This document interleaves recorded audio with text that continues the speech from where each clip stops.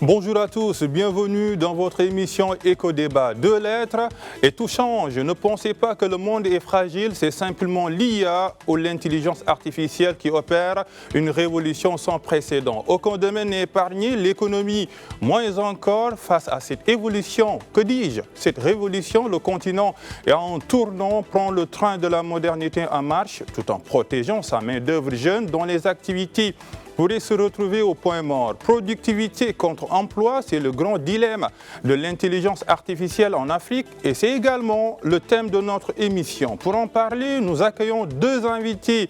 Idriss Linge, en duplex depuis Paris, vous êtes le directeur des rédactions du groupe Média Mania, éditeur de l'agence Ecofin et de plusieurs médias d'information économiques au Sénégal. Bonjour et bienvenue dans cette émission. Bonjour et bonjour à tous les auditeurs de Média TV. Un plaisir d'être là. Nous sommes également avec Ndiaye Dia depuis Dakar. Il est le directeur de l'Institut des algorithmes au Sénégal. Bonjour Ndiaye Dia, c'est un plaisir de vous recevoir, de vous avoir même comme invité dans cette émission. Merci Papa Lune, le plaisir est pour moi. Nous restons avec vous, Ndiaye Dia, nous restons avec vous parce qu'on parle un peu de l'intelligence artificielle, cet outil qui est partout et presque nulle part et qui transforme tous les domaines. Parle-nous un peu de ce don d'ubiquité de l'intelligence artificielle. Pourquoi l'intelligence artificielle a autant cette force-là de transformer beaucoup de domaines, l'économie y compris? Merci encore Papa Lune pour cette invitation et pour l'honneur. En effet, aujourd'hui, l'intelligence artificielle fait de grands débats un peu partout dans le monde et ce n'est pas aujourd'hui que ça a démarré. Ça a démarré depuis des dizaines d'années, notamment avec le test d'Alan Turing que nous avons connu qui est très très célèbre. Maintenant, aujourd'hui, pourquoi ça fait débat et pourquoi ça suscite autant d'intérêt? Parce que nous sommes arrivés à un moment où on a connu l'ère du big data, donc l'ère des grandes quantités, masses de données. Ce qui fait aujourd'hui qu'il faut avoir des systèmes intelligents, algorithmiques, qui puissent aider l'être humain à vraiment traiter, analyser ces données-là en vue d'en faire des choses qui sont intéressantes, aussi bien pour le business, aussi bien pour le social, mais également quelque chose qui permettrait d'augmenter la productivité de nos entreprises. Donc vraiment, en gros, aujourd'hui, si l'intelligence artificielle fait de gros débats un peu partout dans le monde, c'est parce qu'il y a ce phénomène de big data, mais également ça suscite des enjeux socio-économiques, notamment comme vous avez dit en introduction. Aujourd'hui, il y a tout ce qui tourne autour du choc de l'emploi. Il y a de grandes questions qui sont en train d'être posées un peu partout dans le monde sur ce qu'on appelle entre guillemets le grand remplacement. Est-ce que l'intelligence artificielle va remplacer tel ou tel emploi? Je pense qu'on aura l'occasion d'y revenir un peu plus en profondeur lors de notre discussion. Exactement. Idriss Linge, est-ce que l'économie a-t-elle peur de l'intelligence artificielle? Défi ou peur par rapport à l'économie quand on parle un peu de l'intelligence artificielle, Idriss Linge? Bon, alors, pour ce qui est de l'Afrique, il faut distinguer quand même que l'essentiel de la main-d'œuvre africaine est dans des secteurs où il y a encore un besoin de la main-d'œuvre humaine. C'est l'agriculture, c'est l'artisanat, c'est des métiers de l'artisan, comme par exemple les forgerons, les tisserands.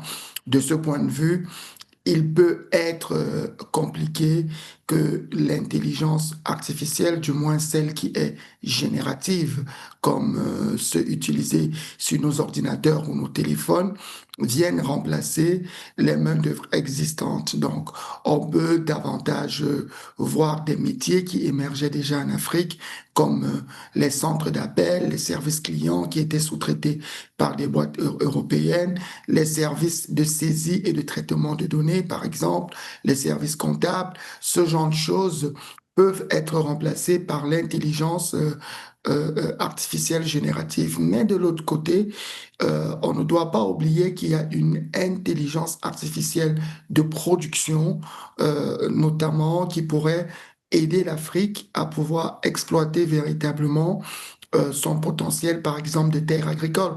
N'oubliez pas que l'Afrique concentre 60% des terres arables et malheureusement ne parvient toujours pas à les mettre effectivement en fonction parce que parfois elles manquent de ressources puisque tous les jeunes aujourd'hui vont travailler dans les villes à faire du transport ou des services autres comme le salon de coiffure et tout le reste. Donc du coup, si on peut développer une technologie automative de production dans le secteur de l'artisanat, dans le secteur notamment agricole, on peut assister à un vrai boom de productivité.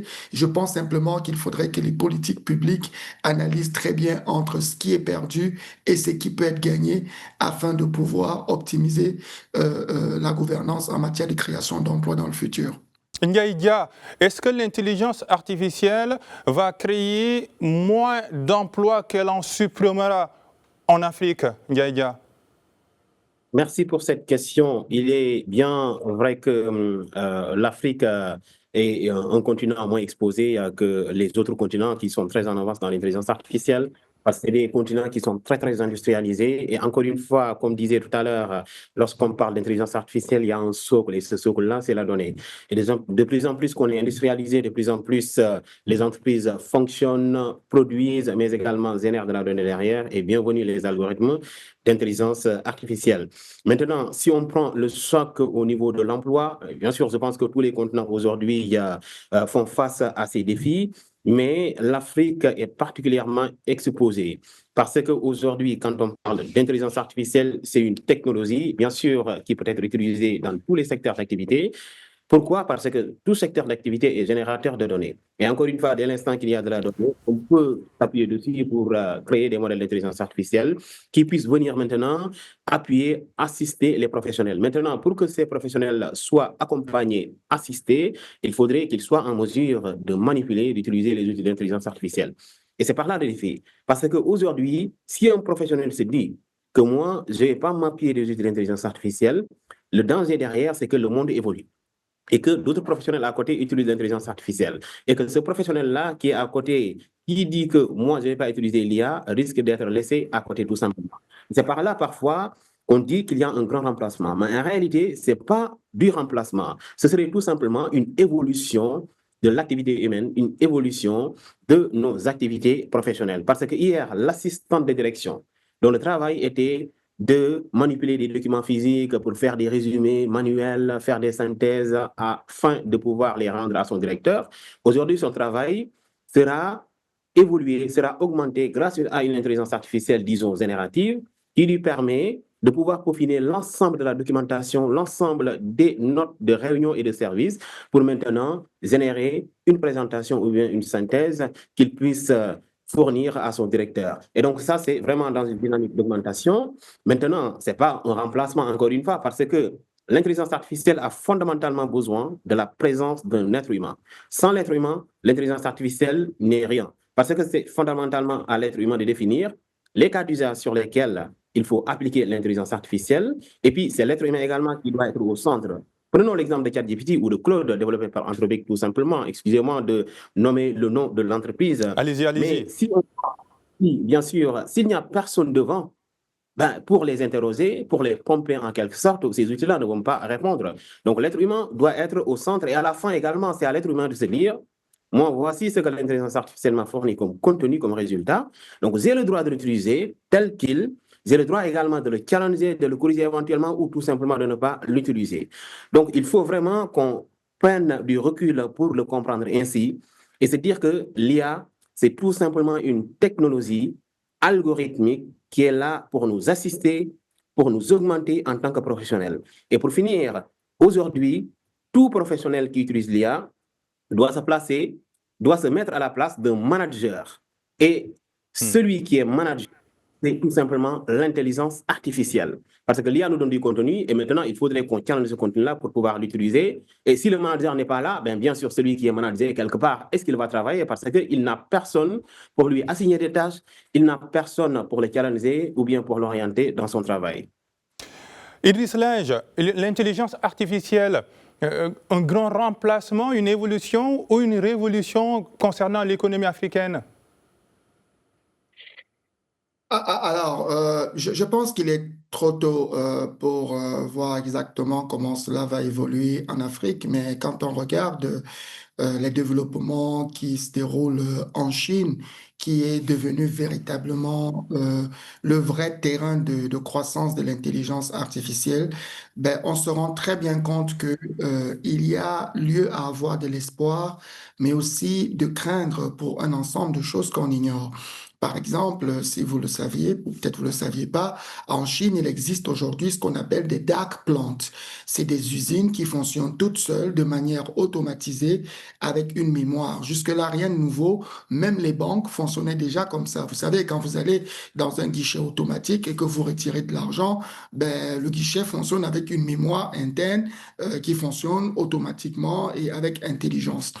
Les Chinois sont aujourd'hui aussi en train de développer des robots qui sont capables d'avoir davantage d'autonomie en termes de prise de décision. Donc, peut-être qu'on n'aura pas toujours un homme derrière un robot. Et récemment, sur une des chaînes de distribution de vidéos à la demande, j'ai vu un film où une famille avait un agent d'entretien dans la maison qui était en réalité un robot. C'est une histoire rocambolesque.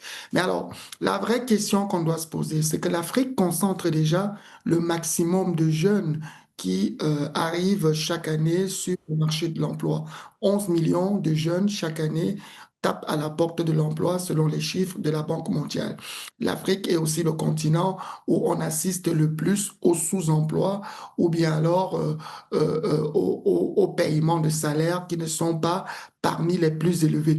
Donc, du coup, si on se retrouve avec, d'une part, l'intelligence artificielle générative qui simplifie les tâches intellectuelles, comme les applications que nous utilisons sur nos ordinateurs, il y a une opportunité, sauf que beaucoup de gens vont se retrouver au chômage ou être sous-payés. Et de l'autre côté, si on arrive à l'intelligence artificielle de production, ça va aussi réduire la quantité de personnes qui travaillent dans des usines. Donc, du coup, les États vont devoir redéfinir le modèle de développement, le modèle de services sociaux, le modèle même qui permet de pouvoir établir les politiques publiques et peut-être penser définitivement à ce qu'on ait une Afrique où les soins sont gratuits, peut-être parce qu'on n'a pas besoin d'avoir 1000 médecins, mais où il y a une intelligence artificielle qui permet de consulter 500 personnes à l'heure ou bien à la journée. Pourquoi pas? Ndiaye, on parle de l'Afrique, on entend souvent que l'Afrique manque d'infrastructures informatiques solides comme les données, les data centers. Est-ce un frein qui menace un peu les emplois en Afrique? Là où je voudrais commencer, c'est sur une statistique qui serait assez intéressante, hein. Aujourd'hui, ce qu'il faut comprendre, c'est que l'Afrique concentre pas moins de 2,5 milliards de dollars du marché de l'intelligence artificielle. Donc, il y a vraiment une belle opportunité interne qu'il faut exploiter parce qu'encore une fois, il y a de l'activité sur le continent à travers le fonctionnement des entreprises et cette activité-là est génératrice de données. Et donc, il y a un gros marché sur place et ce marché-là, bien sûr, et encore une fois, une opportunité pour tous ces jeunes-là talents, non seulement qui sont en train d'être formés dans les universités et les écoles de formation, mais également ces jeunes-là professionnels qui sont déjà dans le monde de l'emploi. Avant d'attaquer la réponse à votre question, je voudrais juste revenir sur la question de tout Oui, à l'heure concernant oui. la production ou l'extraction. Donc, vous en parliez. Nous sommes dans un monde qui évolue. Et cette évolution-là, chaque étape de cette évolution est une conséquence de l'étape précédente. Prenons vers les années 1800, lorsque nous avions connu la révolution industrielle. Et puis après, par la suite, on a connu la révolution agricole et par la suite, on a connu la révolution numérique, hein, celle que nous sommes en train de traverser aujourd'hui, qui est drivée quelque part par l'intelligence artificielle.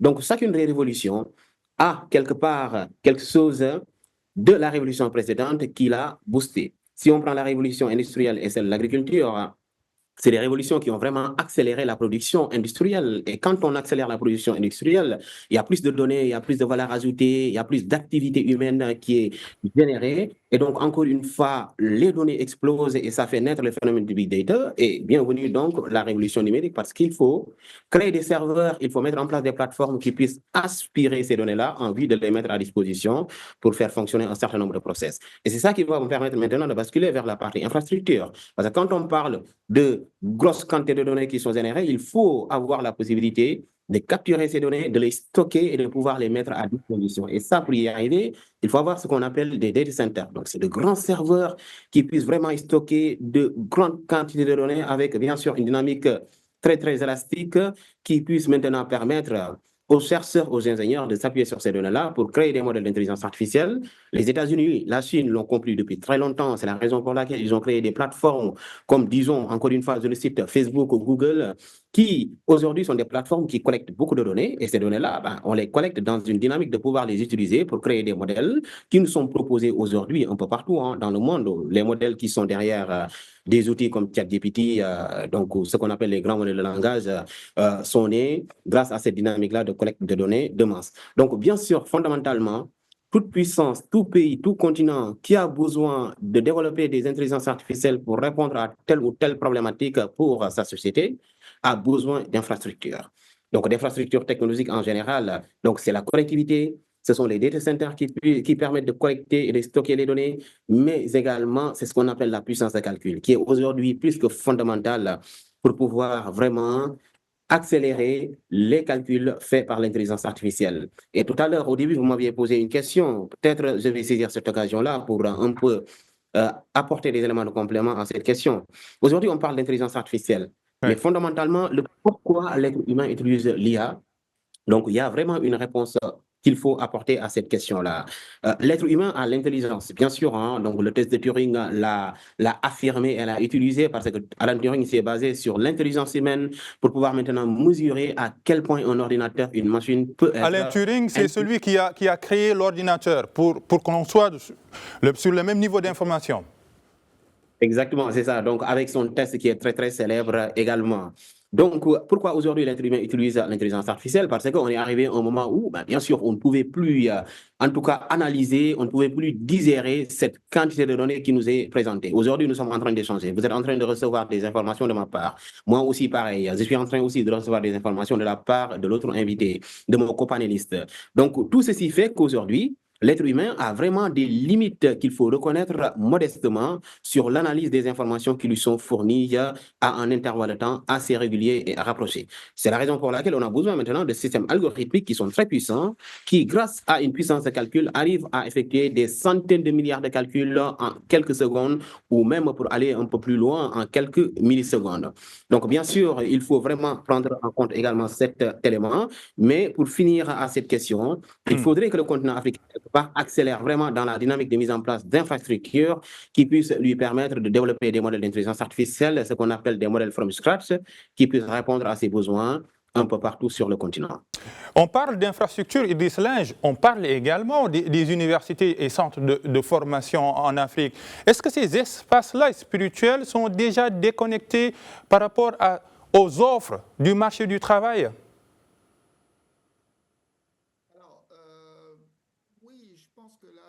Tu soulèves la question des compétences. Elle est très importante parce que le copanéliste parlait d'un ensemble de choses, notamment la connectivité, la puissance des calculs.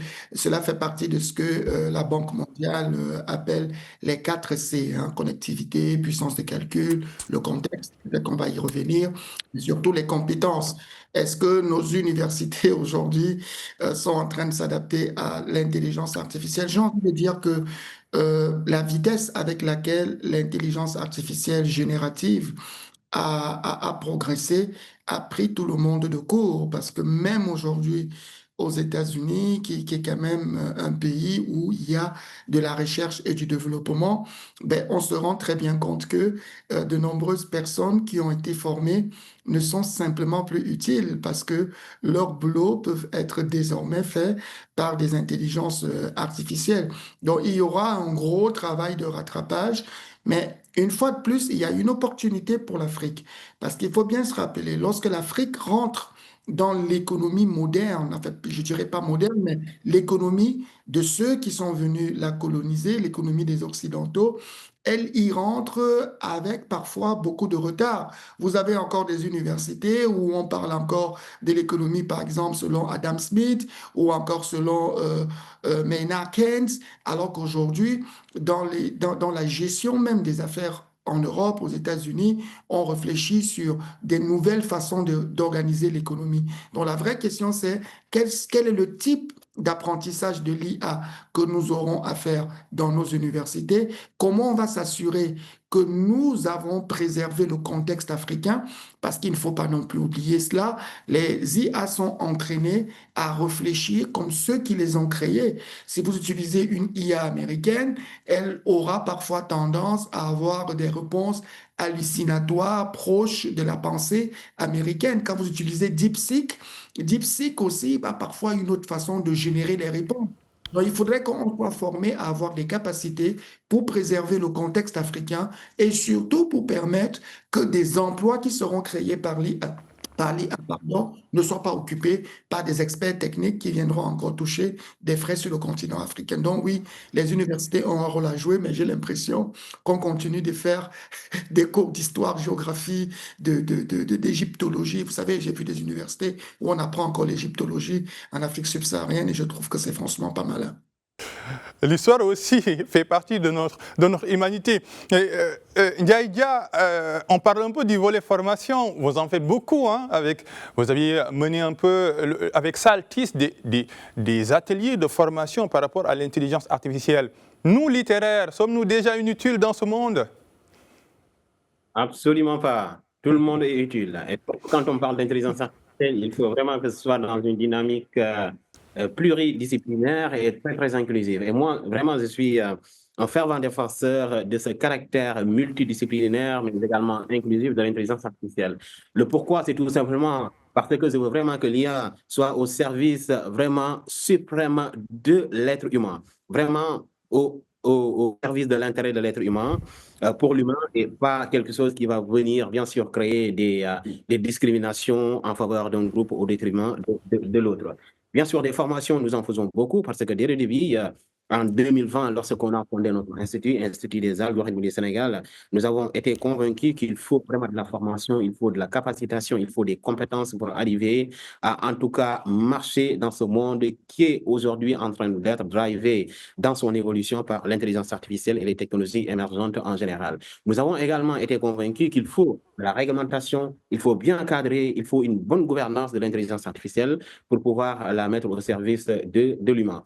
Et l'autre chose également, c'est que nous avons été convaincus qu'il faut, pour bien utiliser l'intelligence artificielle, des cas d'usage. Donc, ce qu'on appelle cas d'usage, c'est des cas d'utilisation tout simplement. C'est que si on prend la santé, dans quel cas de la santé on peut utiliser l'intelligence artificielle? Parce que la santé, elle est très large. Donc, on ne peut pas utiliser l'IA sur toute la chaîne de la santé. Pour l'agriculture également, même chose. Donc, pour toute société, tout continent, il est important vraiment de prendre en compte ces trois aspects. La formation, capacitation, la réglementation, gouvernance, mais également la définition des cas d'utilisation. Au sein de l'Institut, nous faisons beaucoup de formations orientées pour les professionnels, mais également pour les jeunes étudiants, parce qu'il le faut. Il faut former une masse critique de jeunes Africains du continent qui puissent vraiment relever les défis sur l'utilisation de l'intelligence artificielle. Et également, ce qui est bien, c'est qu'il y a ce qu'on appelle l'innovation frugale. Quand on en parle, c'est vraiment de s'appuyer sur quelque chose qui existe pour vraiment créer quelque chose de nouveau qui puisse répondre à une problématique. Et d'ailleurs, l'innovation, depuis le temps des temps, a toujours été comme ça. Tout ce que nous créons de nouveau s'appuie quelque part sur quelque chose qui existait, mais jusque notre valeur ajoutée, c'est de pouvoir y apporter quelque chose, une touche supplémentaire qui puisse le faire évoluer. Et le célèbre philosophe également le disait, hein, pour un peu illustrer ça, tout est dit, tout est fait, il y a 1000 ans et nous sommes arrivés en retard. Juste pour dire que tout ce que nous faisons aujourd'hui s'appuie sur quelque chose qui existait auparavant. Maintenant, pour revenir sur la question... Oui, il faut que nos universités s'adaptent à ce monde-là. Exactement, tout à fait. C'est par là que je viens en venir. Et l'exemple que je vais donner, c'est qu'aujourd'hui, les entreprises, hein, elles ont tout à fait raison d'être dans cette dynamique-là. Lorsqu'elles recrutent des jeunes, elles accordent une importance capitale à la maîtrise des outils d'intelligence artificielle.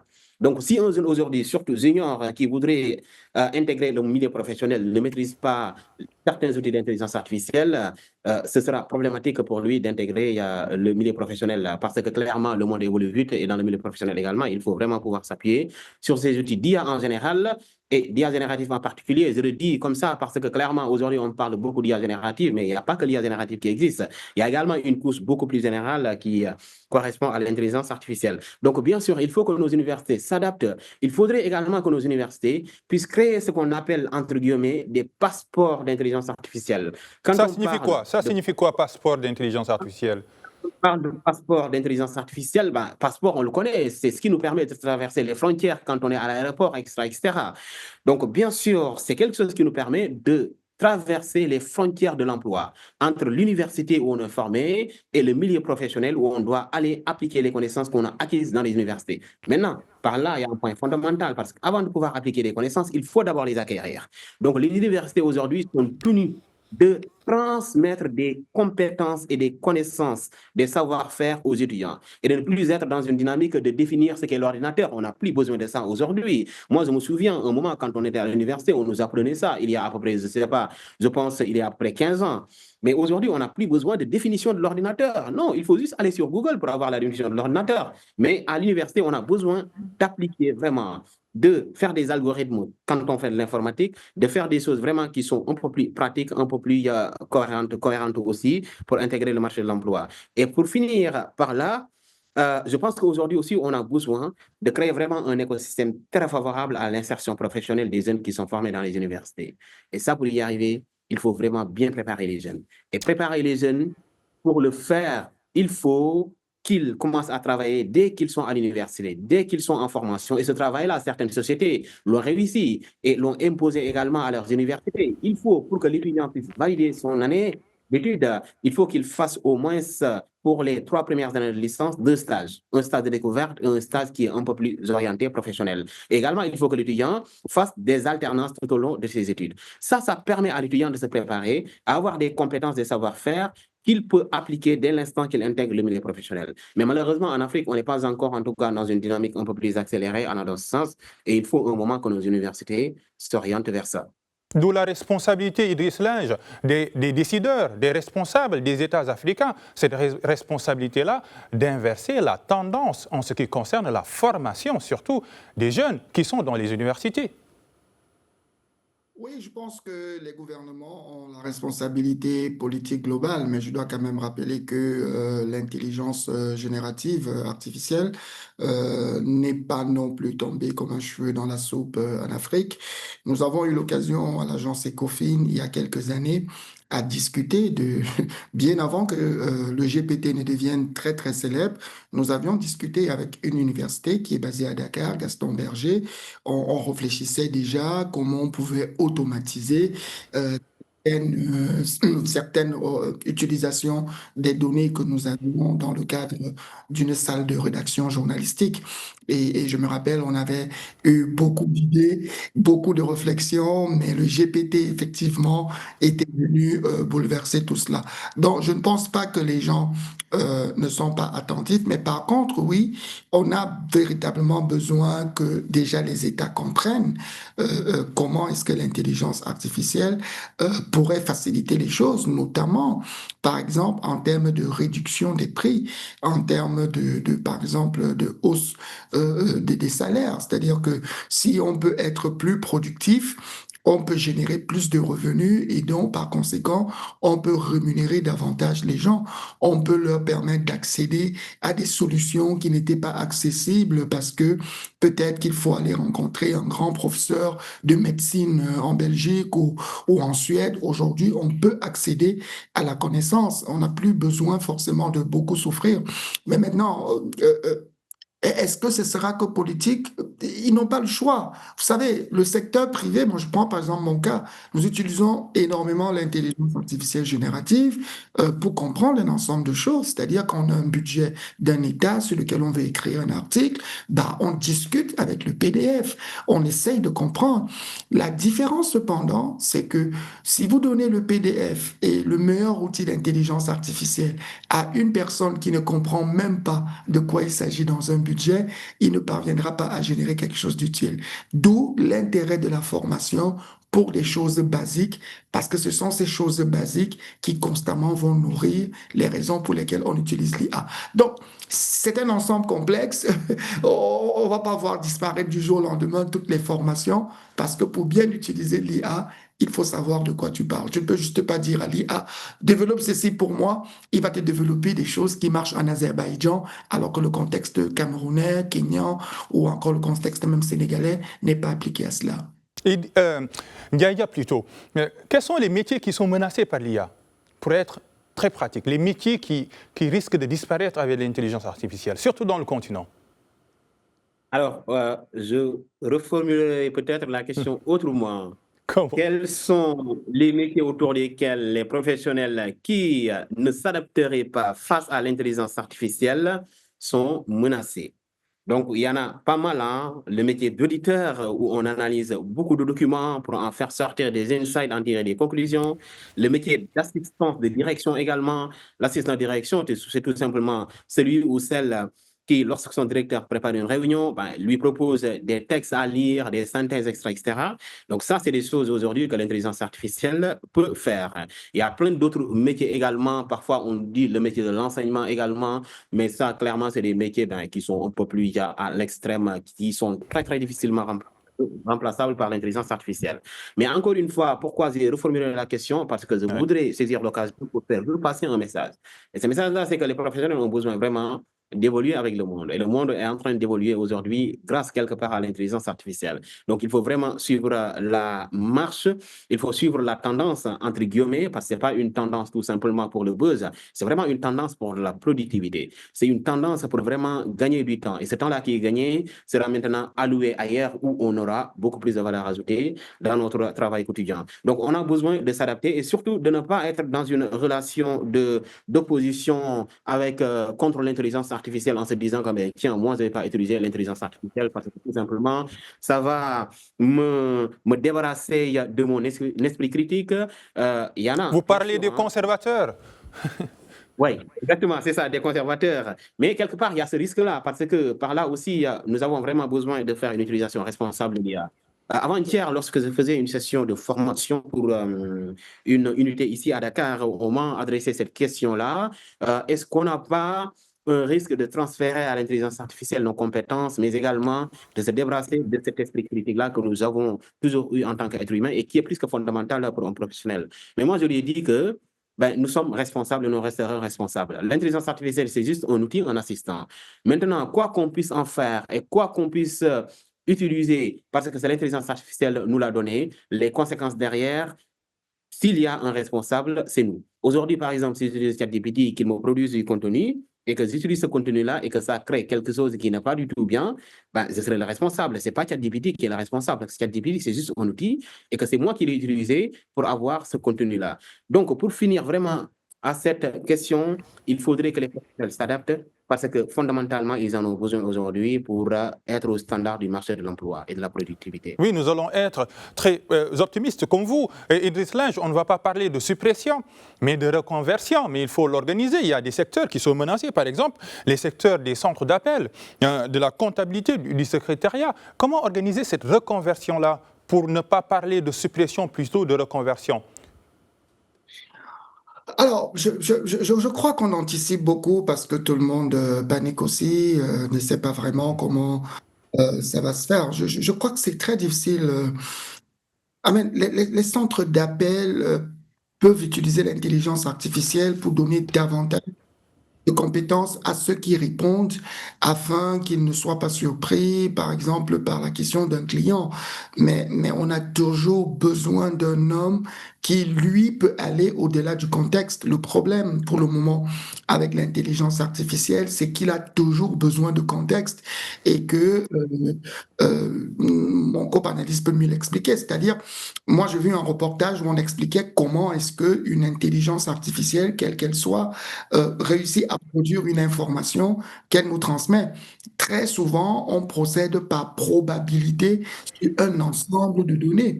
Donc, aujourd'hui, ils sont en train de s'améliorer. amélioré. L'IA a réussi à identifier que tu es, par exemple, au Cameroun ou au Bénin. Tu sais, parfois, quand je pose une question, il me dit, mais par contre, au Bénin où tu es, je comprends très bien qu'il a capturé les données de mon adresse IP et qu'il peut très bien identifier que je suis au Bénin ou que je suis à Paris.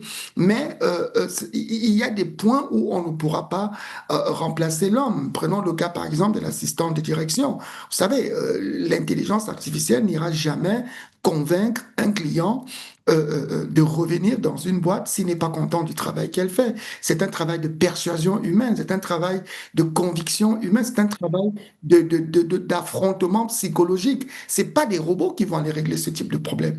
Donc, je crois qu'il ne faut pas non plus s'alarmer, mais il est clair qu'il faut au minimum apprendre à utiliser de l'intelligence artificielle parce que ça peut aider à régler beaucoup de problèmes, notamment ceux de calcul, ceux d'appréhension générale, ceux de manque de connaissances. Et je vais peut-être sortir par là. Je faisais une formation au Cameroun avec des femmes qu'on appelle généralement des bayam selam. Je leur parlais des risques de blanchiment de capitaux dans les manipulations d'argent.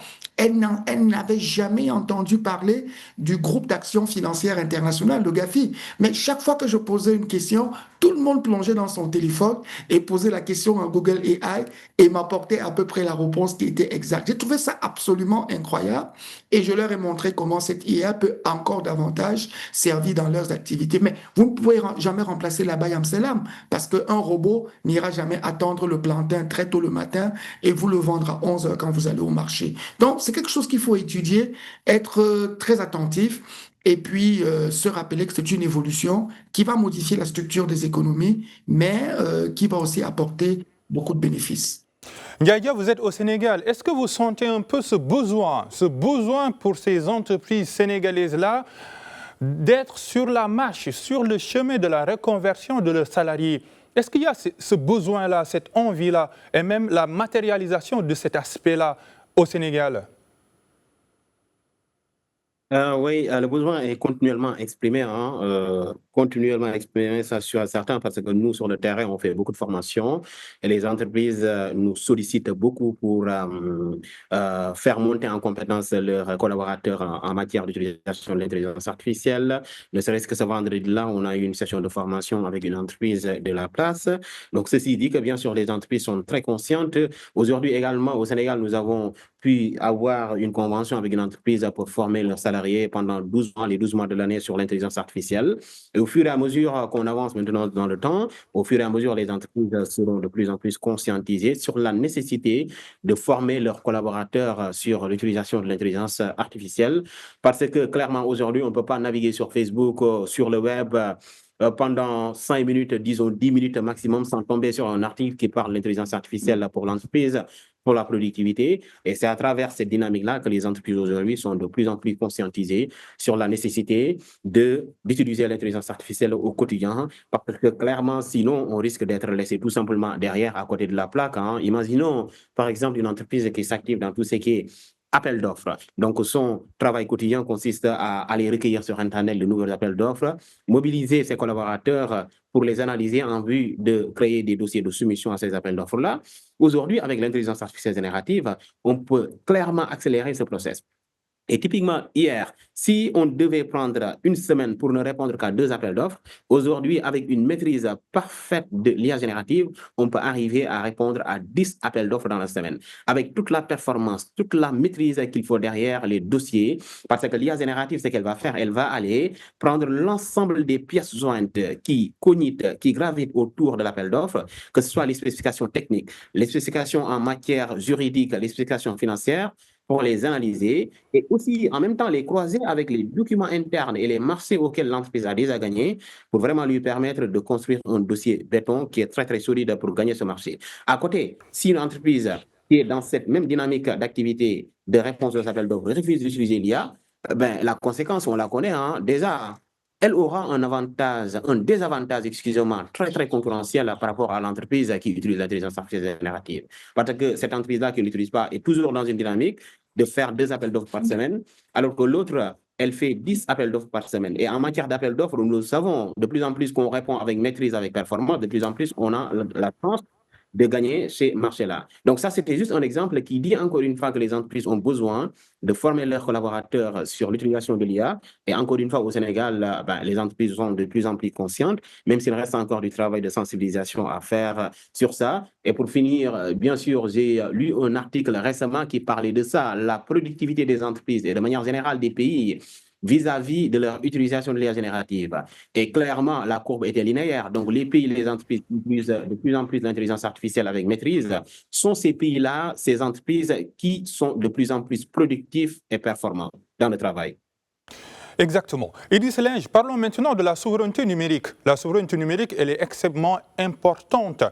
En Afrique, qu'en est-il de la régulation de l'intelligence artificielle, Idriss Linge?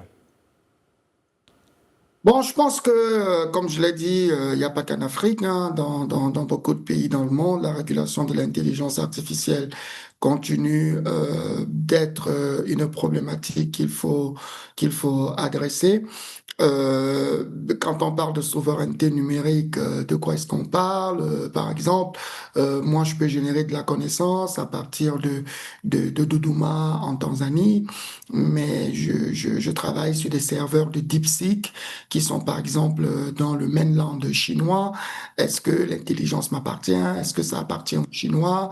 Ça, c'est des choses qu'il faudra déterminer. Moi, je pense plutôt qu'il faut voir l'intelligence artificielle comme l'opportunité de sortir de la souveraineté et de parler de patrimoine universel. Parce que dans le fond, pourquoi est-ce qu'on devrait forcément rattacher l'intelligence artificielle à un seul pays, une seule région? C'est un patrimoine universel qui était utilisé pendant un certain temps par une partie des personnes. Je le rappelle encore, il ne faut pas oublier, il y a beaucoup trop longtemps que nous voyageons dans des avions qui se pilotent tout seuls. D'ailleurs, ça s'appelle pilotage automatique. C'est-à-dire qu'il prend un ensemble des données et l'avion se pilote tout seul, il ralentit et tout ça. Et il y a des par exemple, dans les services financiers, on a vu très bien que des grands groupes financiers comme les Bloomberg ou encore BlackRock sont parvenus à mettre des outils d'intelligence artificielle pour collecter de l'information et aider à la prise de décision d'investissement et même parfois à la décision d'investissement. Donc, nous ne devons pas trop focaliser sur des questions de souveraineté, mais par contre, je reconnais, par exemple, quand le copanéliste dit qu'on peut faire une réponse à un appel d'offres en mettant le dossier dans une IA, il y a un vrai risque. De l'autre côté aussi, quand on voit des IA, comme par exemple la dernière d'une des IA aux États-Unis qui disait qu'elle peut briser tous les attaques des virus et qui ont fait trembler même l'administration américaine, oui, il y a un vrai risque. La vraie question, c'est est-ce qu'il faudra que les pays régulent en fonction tout seul, chacun de son côté, ou il faut une régulation mondiale parce que l'IA, en réalité, n'a pas de frontières. C'est aujourd'hui l'un des rares services qui est utilisé partout dans le monde sans qu'on ne prenne en compte l'endroit où se trouve la personne qui utilise, ou où se trouve le serveur, ou même où se trouve l'entreprise qui offre le service. Gaïa, la souveraineté numérique concernant l'intelligence artificielle en Afrique, un vrai ou un faux débat? Alors, il faut, je pense, revenir sur le mot souveraineté d'abord. Alors, bien sûr, quand j'en parle, clairement, c'est un sujet passionnant, mais je veux vraiment à chaque fois poser le sujet en partant sur ce qu'on appelle par souveraineté. À mon avis, hein, là où on devait orienter la définition de la souveraineté, c'est vraiment tout pays qui a la possibilité de former une masse critique d'ingénieurs qui puissent aujourd'hui, à travers le développement de solutions concrètes, répondre à des problématiques concrètes de société dans ce pays-là en question. Donc, si on s'oriente vers ce sens-là, on dirait bien sûr que la souveraineté, elle est bien possible. Par contre, certains, je pense, entendent la souveraineté comme étant le fait de ne plus utiliser une solution qui nous vient d'ailleurs, le fait de ne plus se connecter sur une plateforme comme Google, par exemple, comme Facebook, etc. Si on définit comme ça la souveraineté, je pense qu'on est complètement au pôle Nord. Aujourd'hui, nous sommes dans la mondialisation. Et d'ailleurs, on n'a même plus besoin de dire cela, que nous sommes dans la mondialisation, parce que c'est des choses que nous avions apprises il y a 15 ans à l'école élémentaire, au CM, etc. Donc, juste pour dire que avec ce monde qui est devenu un village planétaire depuis très, très, très longtemps, en parlant de souveraineté, il faudrait vraiment qu'on définisse bien ce qu'est la souveraineté. À mon avis, il faudrait que les pays africains s'orientent vers cette dynamique-là, créer plus d'écoles d'ingénieurs pour former plus d'ingénieurs et également vraiment se débarrasser de cette dynamique-là, de se dire que nous, on a besoin de bureaucrates, on a besoin de bureaucrates. Non, pas du tout. Pour qu'un pays puisse se développer, puisse se construire, il faut des ingénieurs. Il faut des ingénieurs qui puissent créer des plateformes, qui puissent créer des IA, qui puissent créer des ponts, des routes, etc. Et à mon avis, si on tend vers ça, on tend bien sûr vers la souveraineté, mais on n'a encore rien perdu parce que l'Afrique également n'est pas en arrière-plan vers ça. L'Afrique crée des écoles de plus en plus d'ingénieurs, l'Afrique forme également des ingénieurs. Et si on continue vers cette direction, bien sûr, dans les prochaines années, on pourrait aspirer à devenir souverain dans le sens où je le définis moi. Maintenant, dans le sens où quelqu'un d'autre le définirait, ça pourrait être problématique. Mais encore une fois, le socle vraiment, c'est la connaissance, c'est le savoir. Et pas tout simplement la connaissance aérienne, ni le savoir aérien. Il faut de la connaissance appliquée, il faut du savoir appliqué après avoir détecté des problématiques. Et c'est par là aussi qu'il est important de revenir sur la question de tout à l'heure que vous aviez adressée aux copanélistes sur la gouvernance, le rôle des gouvernants. Moi, à mon avis, il doit vraiment jouer un rôle très, très fondamental parce qu'aujourd'hui, on peut avoir des jeunes qui sont très motivés en matière de recherche de compétences, de savoir, des jeunes qui ont le savoir, qui ont la compétence, mais ils l'ont de manière vraiment, disons, non structurée, non canalisée, dans la mesure où ils n'ont pas la chance d'évoluer dans un écosystème très favorable qui leur permet d'utiliser, de mobiliser les compétences et les savoirs qu'ils ont en vue de créer et de proposer des solutions face à de réelles problématiques. Si on prend des pays comme la France, comme les États-Unis, encore une fois, ils l'ont compris depuis très longtemps. C'est la raison pour laquelle les États-Unis ont créé ce qu'on appelle la Silicon Valley, qui, au-delà d'être un espace très favorable pour les entreprises, et puis un espace où les écoles de formation, les très grandes universités peuvent pousser leurs étudiants pour qu'ils aillent appliquer leurs connaissances auprès d'entreprises, de très grandes entreprises qui créent aujourd'hui les solutions technologiques les plus évoluées que nous connaissons dans le monde. Si on prend la France également, même chose, hein, ils ont une sorte de Silicon Valley qu'on appelle le plateau de Saclay également. La Chine n'est pas en reste, on n'en parle même pas. La Chine a un modèle également très intéressant dans ce sens en matière de souveraineté. Ce qu'elle fait, c'est disons une flèche à double sens. La première flèche, c'est d'envoyer ces jeunes à aller un peu partout dans le monde pour chercher des connaissances et des savoirs. Moi, j'en connais des exemples. Hein. Lorsque j'étais à l'école polytechnique, en école d'ingénieurs, j'ai eu l'occasion de partager la même classe avec des étudiants chinois qui venaient de la Chine. Mais après les études, ils sont tous rentrés, ou bien la plupart en tout cas rentrés en Chine pour travailler, pour bien sûr participer à la dynamique d'évolution technologique qui est en train d'être boostée sur place. Et l'autre sens de la flèche maintenant, c'est que la Chine va un peu partout dans le monde pour appliquer ses connaissances et savoirs. Nous en avons des exemples ici au Sénégal. Prenons les routes, la construction des routes. La plupart sont construites aujourd'hui par des Chinois. Et tout ça, c'est possible grâce au savoir, à la connaissance. Je pense qu'il n'y a pas une autre règle magique autre que le savoir et la connaissance. Encore une fois, donc, pour finir cette question, pour assurer ce qu'on appelle la souveraineté, tel que moi je l'entends par définition, il faut le savoir, il faut la connaissance. Le savoir et la connaissance est des linges, mais si la plupart des outils IA sont fabriqués, utilisés en Afrique, d'ailleurs sont conçus dans la Silicon Valley ou en Chine, y a-t-il pas un risque que nos gars qui sont produits ici soient exportés? Est-ce qu'il n'y a pas ce risque-là? Je crois que le risque existe, hein, le risque de contrôle existe, mais vous savez, si je prends le cas de l'Afrique, nous sommes tellement consommateurs le risque existe depuis que nous utilisons des logiciels d'édition sur nos ordinateurs qui ne sont pas fabriqués en Afrique. Le risque existe parce que depuis en Afrique, nous utilisons le moteur de recherche le plus connu au monde qui s'appelle Google et que les adresses email que nous utilisons, même les adresses professionnelles, sont fournies par des entreprises du S&P 500. Enfin, je veux dire, le risque existe depuis. Je ne pense pas que, comme je l'ai dit, le débat n'est pas de savoir. Je sais qu'il y a des gens qui s'accrochent à ça.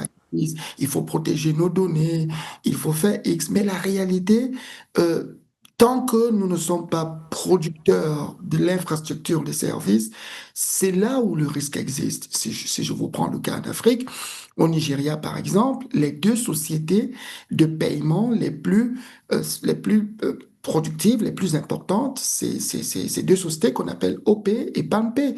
Les deux appartiennent à des groupes chinois. C'est-à-dire que des groupes chinois savent aujourd'hui, chaque jour, ils peuvent vous le sortir grâce à l'IA, combien les Nigérians ont dépensé pour payer pour une chambre d'hôtel, pour un taxi, pour un plat de nourriture, pour X, Y et Z, parce que eux, ils sont les acteurs dominants du paiement. Donc, je ne crois pas qu'on peut s'offrir le luxe d'avoir ce type de débat. Je pense plutôt que nous devrons être capables, dans le reste du monde, d'utiliser justement les données de l'intelligence artificielle, peut-être pour bâtir nos propres infrastructures de services, mais surtout, c'est aussi la chance qu'a l'Afrique de pouvoir arriver sur le marché international du savoir. Je dois rappeler que nous reprochons toujours aux Occidentaux de venir en Afrique avec des analyses qui ont été faites sur des bureaux à Paris, à Washington ou encore à Ottawa, alors qu'ils n'ont pas des éléments de contexte. Peut-être justement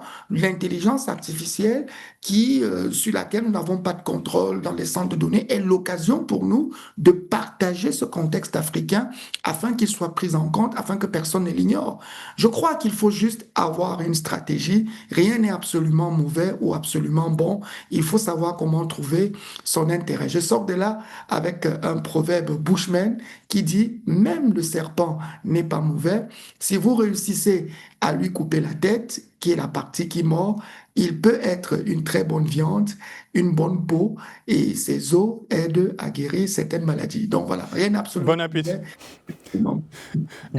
Bon appétit, dit Solange. Ndiaye, cher ingénieur, vous avez tapé sur les bureaucrates, sur les assistantes. Cher ingénieur Ndiaye, qu'en est-il d'une intelligence artificielle africaine? Qu'en est-il de cette troisième voie-là?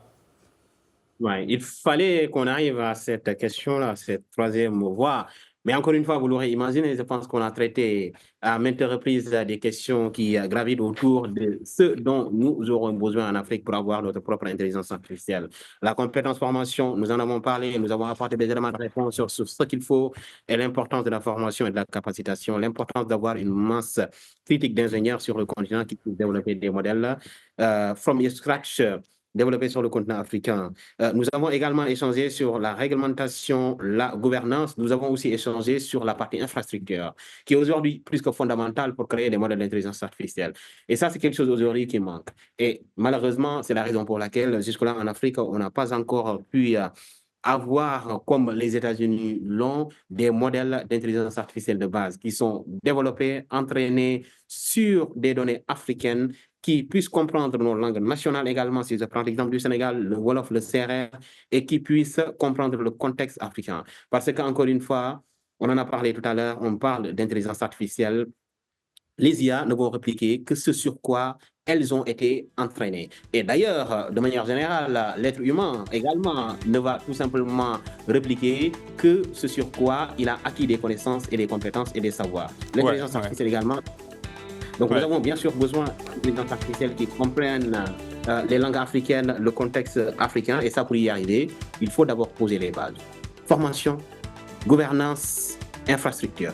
Exactement, exactement. Désolé Ndiaye, on a un problème temporel. Merci beaucoup pour ces explications. Ndiaye, qui est le directeur de l'Institut des algorithmes du Sénégal. Nous étions également avec Idriss Solange. Merci beaucoup pour les deux.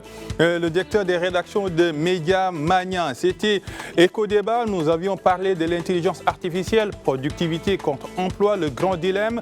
Merci beaucoup de l'avoir suivi et je vous rappelle, et ça c'est une certitude, ce débat n'est pas généré par l'intelligence artificielle. À bientôt.